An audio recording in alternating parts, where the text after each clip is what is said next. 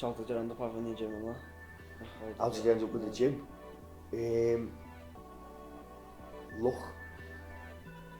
Luck, honestly. I worked, like I said, I worked hard not to do the wrong things when I come back out of jail. This society today, we're quick to judge and go, nah, they're up to trouble, all in the wrong all the time. I haven't seen what you're doing out on the outreach program. Again, making stupid decisions, thinking drugs is the best way out. Doing nothing, having just crappy jobs. What's your name? Ben Macfarlane. 42, right? And my life has not been straightforward, shall we say. It's not been bad, it's just I've made bad choices. Bad choices, so from, I'd say probably about 18 years of age. But I only realise this now that I'm with cells, just I've reflected on my own life and I've realised just how messed up my life was and how bad choices I made, you know. I probably thought I never had a problem with drugs, or I just thought I never had a problem with drugs until later on in my life. But I was lying to myself. I'd started smoking weed when I was probably about 18, and I could use it as an excuse when my dad died. That was my way of dealing with things because I hadn't had no one to talk to or turn to or to tell people how I felt. So, but it probably did have a reason why I did start smoking weed. I wasn't a drinker. I never used to drink. When I used to drink when I was a kid, I never enjoyed it. But when I smoked weed, it just seemed to just give me that sort of escape from dealing with the death. But not just dealing with the death, dealing with my dad. He was the only parents that I had. And my relationship with my mum broke down from when I was 12. So I never seen my mum from 12. I went straight to my dad's. So when you have that figure that you sort of, you can rely on and turn to, gone, you feel lost. And that's what I felt lost. So that's why I started turning to drugs then. That was my path to drugs, was at 18 smoking weed. But at the time I didn't think it was a problem. Didn't. What was it like when your mum died? What was it like with what? When your mum died? Hard. Horrible. The worst. No kid should experience losing a parent. But it's inevitable, it does happen. But not at that young age. I was angry. I was a proper angry kid. I just bottled it up. I resented everyone and everything. I felt lost and alone because I had no family then. It still hurts now to sort of admit it, but I was alone, and that's not a place to be. Not at 18, not at 18 at all.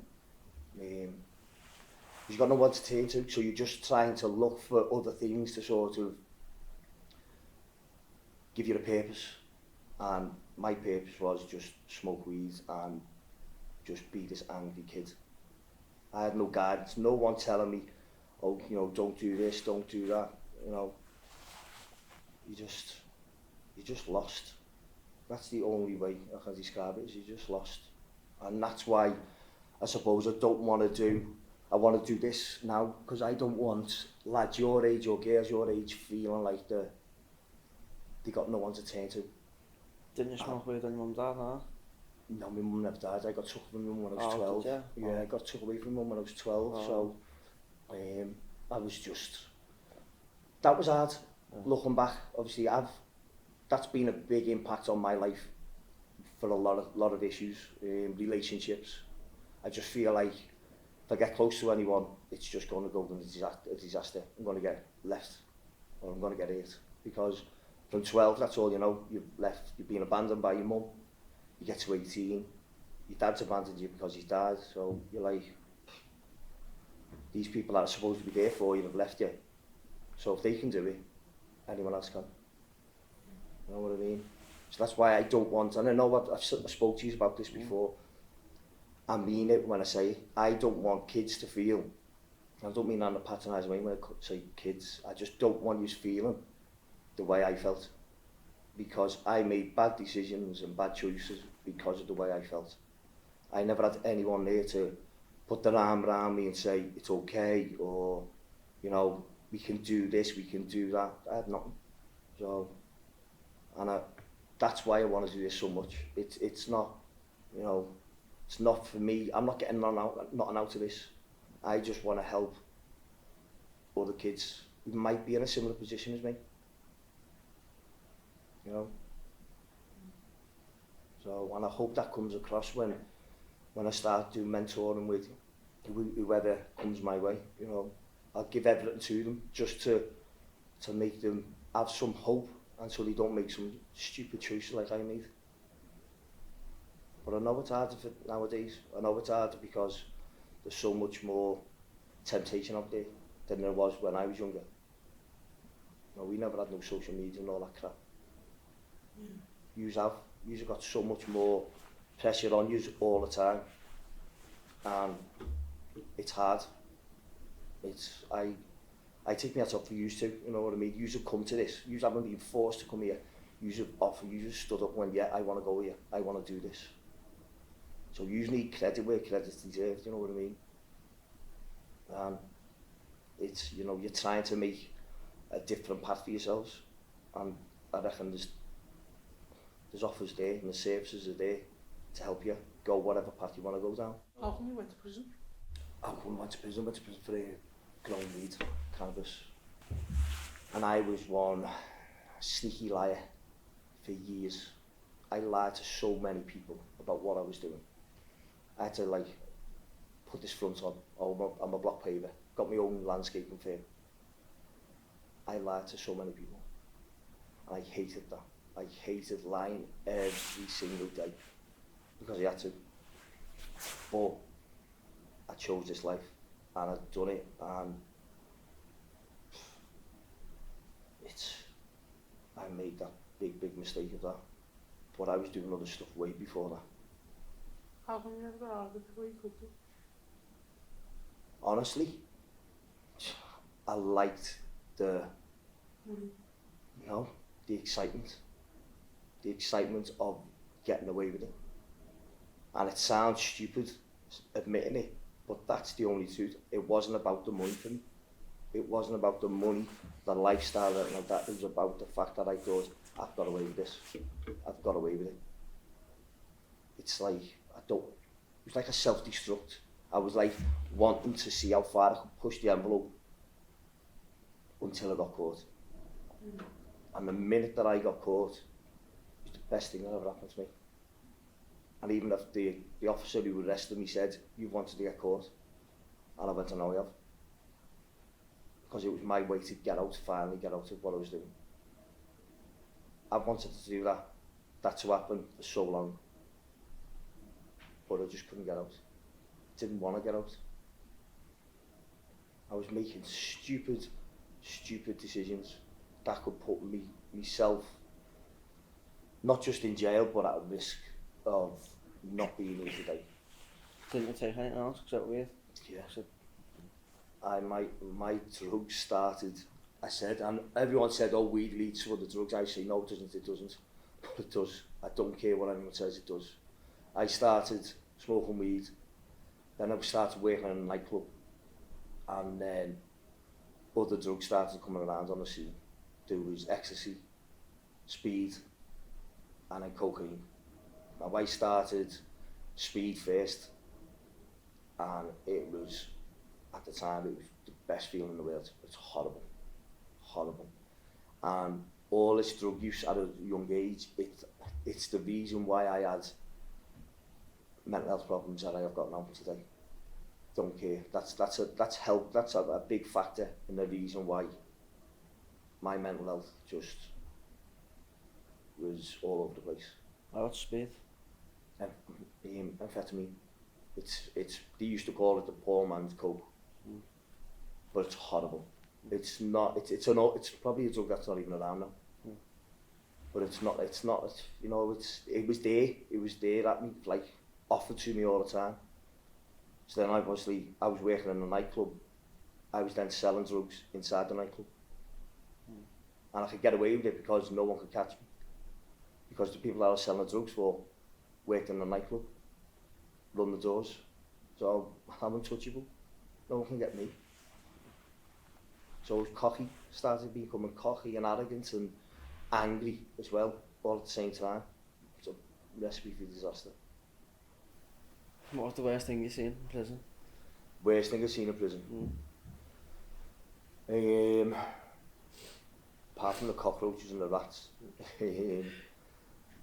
there's a lot of individuals in jail that shouldn't be in jail. They should be in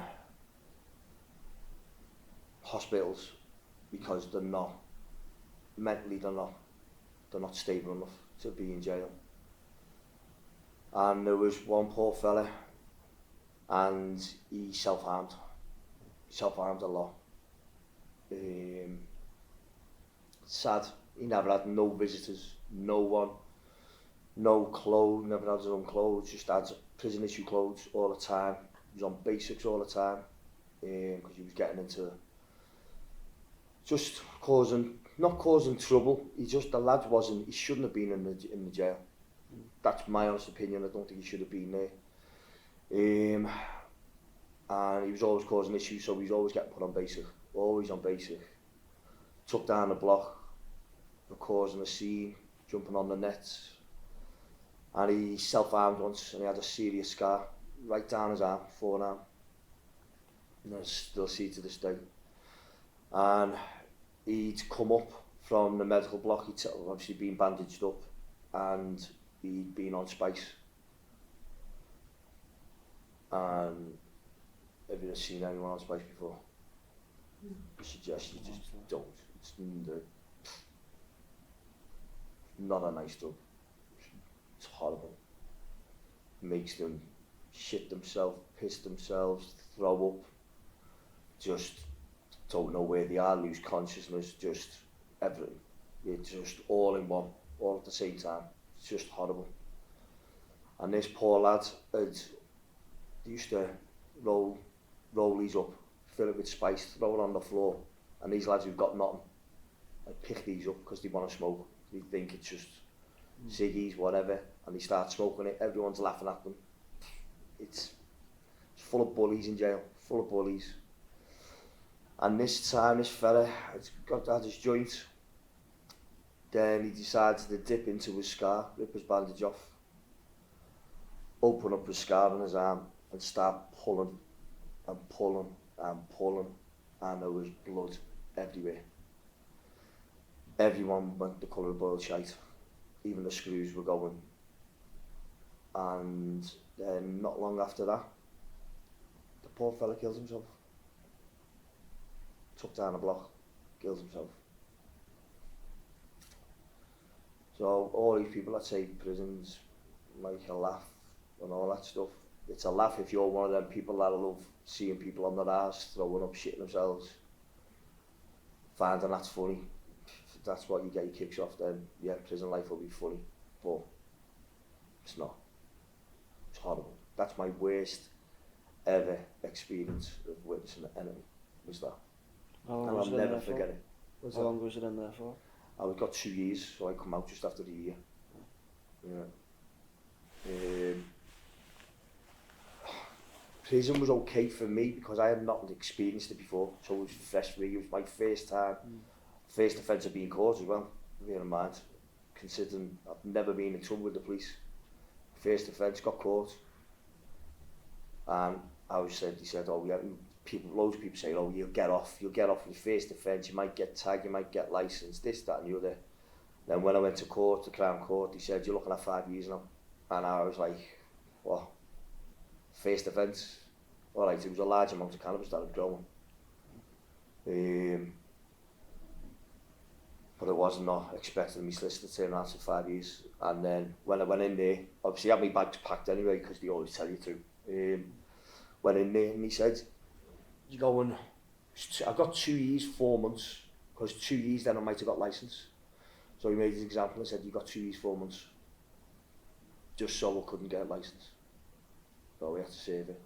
So then when I went into jail, it's kind of weird. The first night when you go to jail and you go get your head down, you know nothing else. You're like, right, okay. You know where you're at, because on the build-up going to court, like you have to wait. You're waiting for months and months because they're getting all the evidence together. You're thinking, what am I going to get? It's the uncertainty. So you don't know. People are saying, oh, you'll get this, you'll get that. You don't know. So the minute that you get sentenced, you get obviously take you down to the holding cell. You land in jail. They give you go onto the holding wing. That first night's sleep, it sounds stupid. It was my best night's sleep I had, because I finally knew this part of my life was now over. But then the reality hit me that I've got to get through jail now. I can't show no sort of fear, even though and I don't care what anyone says, you are scared because you don't know what's going to happen. Prison's so unpredictable. You don't know what might happen one day to the next. Now, I've never had any trouble with any other firm, any other group of lads, any other area of lads. My work that I was doing, I weren't stepping on anyone else's toes. So I was lucky where I didn't have to look over my shoulder when I was going into jail. You get other lads that go into jail and they're looking over the shoulder every 2 seconds because they don't know who's coming to get them from whoever they pissed off outside. So people think, oh yeah, you go to jail, you get away from your troubles down on the street. You don't, because there's someone that you might have trouble with on the street that knows someone in jail. And then you're looking over your shoulder. And imagine doing that every day. If you say you've got a year, you're doing that for a year of your life. Because you've seen it happen. Loads of lads, you see loads of scraps in there all the time. Loads of fights. And I mean, they're getting cut, they're getting, it's called tuna. You stick a tuna can in a sock and they'll whacking you over the head with a tin of tuna. And I mean, the damage it causes, lads swilling each other with piss. It's just random fights happening out of nowhere.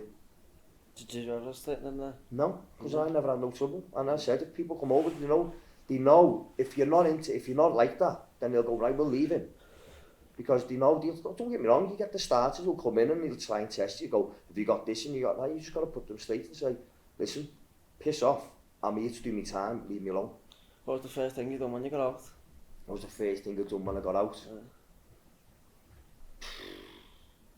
Go to probation. You don't get to know, oh yeah, I got out on the piss, all that stuff. You get out on, you have to go to probation.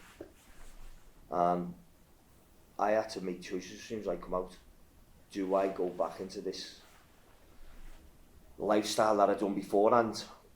Because bear in mind, when you're in jail, these people that you got on the outside, when you're in jail, they're nowhere to be seen when you're in jail. They don't send you no letters, no money, no visits. They don't want to come and see you. Might pretend, oh yeah, I've got your back, I'll sort you out. I had one muppet turn around and say, oh yeah, you can take stuff in with you. And I've just went, jog on. I don't want that. I don't want to be going in. If you go in there with the intentions of doing things like that, then your jail time is just going to be even harder.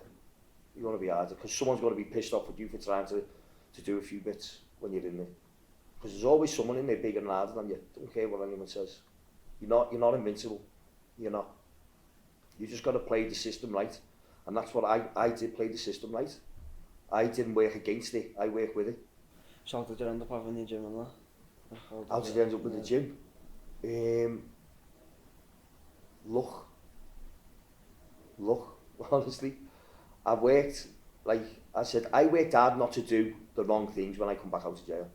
So I stuck at it, and bear in mind, when I come out of jail, it weren't all plain sailing. After jail, I thought that was my all-time low, was jail. And I thought, I can't get any lower than this. My life cannot get any worse than this. And it did. It got worse. I ended up being homeless and having a relationship that I was in. So when I come out of jail, as you said before, what did I do? I come out to a relationship that I was in before I went to jail. And the relationship, I was in that relationship 4 years prior to this, before going to jail. So that was it was a wrong relationship for me to be in. So I come out and that relationship was still there. And it was just, looking back now, it's not right, because I wasn't getting a fresh start. I was going back into an old lifestyle that I had. So it wasn't easy, and the relationship broke down. I had a mental breakdown, I had nowhere to go. I just sort of hid away, just through shame as well, because, you know, everyone associates people with being homeless as a drug addict, an alcoholic, you know, I hate saying the word, a bum. I weren't none of them. Because I've never touched, as soon as I come out of jail, I never touched a drug again. Never touched a drug. To this day, I haven't touched a drug. Don't drink. But I was just had a breakdown, and I just hid away until I reached out to an organisation called Bosco Society. They were a homeless organisation. And then they helped me out. If it weren't for them, I suppose I wouldn't have where I am now today with my own gym. I wouldn't. Because they're doing what I'm doing to you. They put the arm around me and said, we can help you, we can help you. It's not all over, it's not all bad, don't give up. And it's because of them that I'm here today. You know, when you went into prison, like, you can still get drugs in prison. How come you did stop the drugs in prison? Like, you could have carried on taking them and all that, but you stopped. Because the drugs that I was having, I was taking cocaine. The drug cocaine, and it's more spice, weed. You can get all them drugs, but you just don't. It's because you don't know what you're getting. And plus, the value of it in jail is a lot more than what it is out on the streets. And you see so many people get into debt. And don't get me wrong, they're on other stuff, they're on the heavier stuff. They're on the crack, they're on everything. What you can get outside, you can get in jail. But it's just at a premium rate. So, if you want to go down the roads, you're going to get into a lot of debt. And I made a point, as soon as I got told I'm going to jail, as soon as that judge said, you're going away, that's it. No, I was going clean. I weren't touching any drugs. And I was just going to do everything I possibly could to get myself right and to get myself in a better place. And as I said, I thought I'd get that when I come out of jail, but I never. But then I did after I got the right help. There was people there that supported me. They obviously had to stay in a hostel for a while, which wasn't nice because it was like going back to jail, because it was with drug addicts, alcoholics, people that you couldn't trust. You have to lock your door and you're thinking, what's going to happen here? It's the unpredictable environment. And that messes with your mental health, that messes with you, it messes with everything. You need to have some sort of structure in your life, and I never. And then obviously, I found a relationship, I got into a relationship, and through that relationship, I just built up this confidence, and the opportunity come along to start my own gym. And that's what I've done, started my own gym. And it's not a type of gym that you go, like, it's more of a gym like, I'd say like a family base. No, everyone that comes in there is all supportive of each other. It's not to say, oh, look how great I look, or look this, that and the other, bragging rights or vanity. It's to make themselves feel better and feel part of something, and there's a support network there. And that's what our gym's all about. It's about helping and supporting, and that's why I want to do with yourselves, with the likes of yourselves and others, to get them in. Because when you're exercising, you feel better about yourself. It's not about having this, I said, social media again. I'm not big on social media, you know. It's fake. They say you have to look this certain way to be accepted. You have to have this certain clothes on to be accepted. You have to have this certain lifestyle to be accepted. It's a load of bollocks. It's fake. It's all fake. And that's what I'm totally against that. I'm the opposite to that. You're accepted no matter how big, how small, whatever status you are, you're accepted. Everyone is treated equally. Because that's why I think everyone should be treated equally. And that's why I think about yous getting on time, because yous are out wearing all black, and oh yeah, they're all scallies. Look at them in a gang. No, they're not a gang, they're a bunch of mates walking together. Why do you've got a tiger on your back every time you step out on the streets? I never had that when I was a kid. When I was your age, I never had that tiger on my back. Yous have. Yous got this big tiger on your back. Everyone pointing a finger at you saying, no, yous are all wrong, wrong, wrong. If someone's telling you you're wrong every day of your life, what are you going to end up being? Wrong. You're going to end up being what they're telling you are. And that's what I'm sick and tired of hearing all the time. Everyone's saying that all these kids are horrible, they're all scallies, they're all rats, they're this, they're house robbers, they're on drugs, this, that and the other. Why are they? Because they wear a certain item of clothing. Because they're a group of lads sitting on a corner, just having a laugh. Well, sorry, is that a crime? No, it's not. And that's why I don't want yous to just have that sort of image put on you all the time. Because, like you used to were interacting with Self Project. You're both been on the outreach programme. So, you're going around helping homeless people. But if you walk around on the streets with your mates, they're not going to look at you and think that. And that's what pisses me off about this society today. We're quick to judge and go, nah, they're up to trouble, all in the wrong all the time. I haven't seen what you're doing out on the outreach programme. They don't see all the hard work. You're giving up your time. You aren't getting nothing out of this. You haven't been forced to do this. You've done this. You come along and you're going out to make someone's day, night, that little bit easier than the night it was before. You're giving them food. You're giving them clothes. You're giving them the respect to talk to them. You're not looking down on them. But do people see that when you're not around there? No, they don't. And it pisses me off. Because everyone is quick to judge and just say, all the kids are trouble and hard work. And it's not. He's aren't. He's misunderstood. That's what I think. He's misunderstood. And people just don't want to give the time. And that's it. Simple as that. You just don't want to give you time.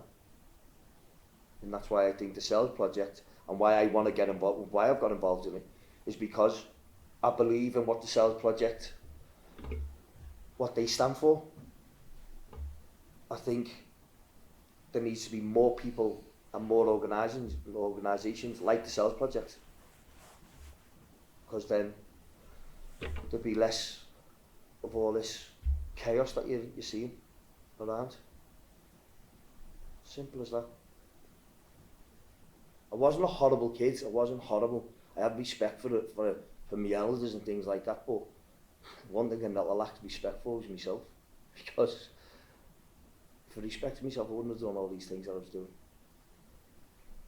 And then once I left that nightclub, I started going to college. I was still in college, to be fair, at the same time, because that job was only on the weekends. Dropped out of college because of, going for my degree in advertising. Pulled out of that. Just, again, making stupid decisions, thinking drugs is the best way out. Doing nothing, having just crappy jobs. I had no future. Just existing, just going day by day, and my wages were just going on drugs. This conversation that I'm having with you now, I've got to have these with my kids, man.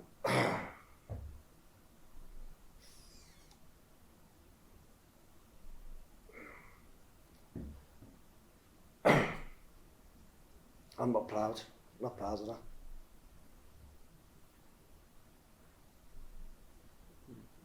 How can I admit to my kids what I'm saying to you now? How are they going to be saying, oh, I'm proud of my dad? What would you say to yourself when you was our age? Talk to someone. Because if I would have had someone to talk to, my life would have been different. 100%.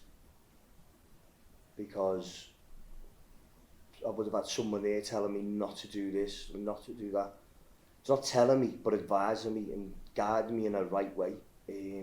I'm not blaming the fact that my dad's gone and my mum wasn't around, but I know if they were around, my life would have been different. My life would have been completely different. But on the other flip side, if all these things wouldn't have happened now, I wouldn't be where I am today. So I've got to try and grab some sort of positive and use that in a positive way now. Because, let's face it, you aren't going to listen to someone who's not been there and not been on the wrong side or experienced what they're preaching. You know, how can you relate to someone who's not been there, not done it? You just can't. Because I wouldn't be able to. I'd be going, well, what do you know? You don't know nothing. You're only telling me stuff that you've read in a book. Anyone can go and read that book. It's living it. And there's other people that have had worse, you know, worse upbringings and worse experience, and they've come out on the other side. You know,